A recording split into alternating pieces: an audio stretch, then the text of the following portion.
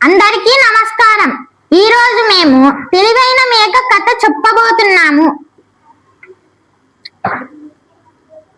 అనగనగా నల్లమల్ల అడవి. అక్కడ రాజుబాయ్ అనే ఒక భయంకరమైన సింహం ఉండేది. దాని ఆజ్ఞ ప్రకారం రోజుకో జంతువు దానికి ఆహారంగా వెళ్ళాలి. నేడు జంతువులన్నీ సమావేశమయ్యాయి.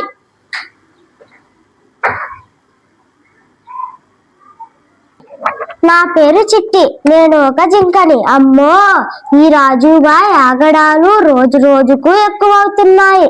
ఇలాగే వదిలేస్తే మనమందరం త్వరలోనే అంతమైపోతాము ఫ్రెండ్స్.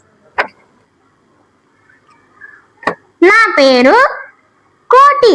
నేనొక కోతిని. అవును చిట్టి, ఆ సింహం వేటాడటం మానేసి మనల్ని పిలిపించుకొని తినేస్తోంది. నాకైతే చాలా భయంగా ఉంది.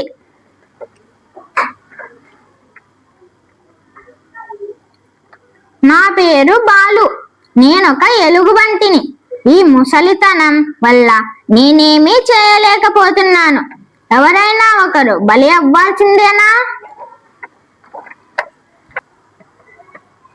నా పేరు కేసరి. నేను ఒక మేకని. స్నేహితులారా, భయపడకండి.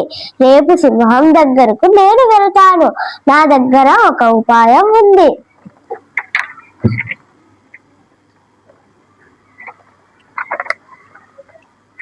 నువ్వా? అంత చిన్నదానివి ఏం చేస్తావు?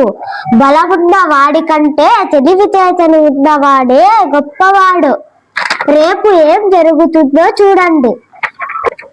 సింహం ఆకలితో అటూ ఇటూ తిరుగుతూ ఉంటుంది. ఇంకా ఆహారం రాలేదేంటి? ఈ అడవి జంతువులకు నా దెబ్బ తెలియాలి.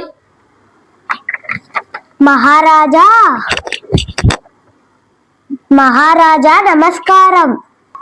ఎవరది? చిన్న మేకవా? నిన్ను పంపించినందుకు ఆ జంతువులన్నీ చీల్చి చెందాడాలని ఉంది.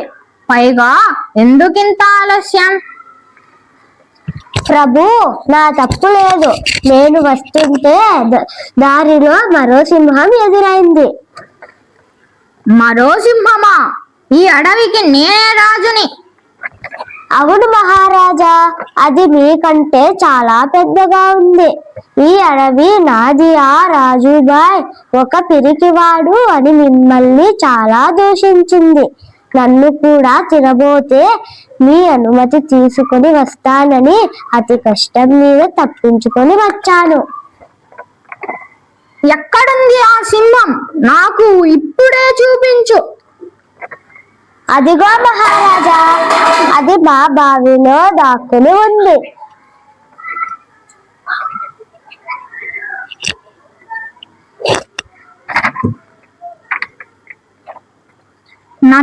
నన్నే ఎదిరిస్తావా? ఇప్పుడే నిన్ను చంపేస్తాను. అబ్బా, పీడ విరగడైంది. సింహం బావిలో తన ప్రతిబింబాన్ని చూసి వేరొక సింహం అని భావించి బావిలో దూకి చనిపోయింది. బలమున్న వాడి కంటే తెలివి గలవాడే గొప్పవాడు.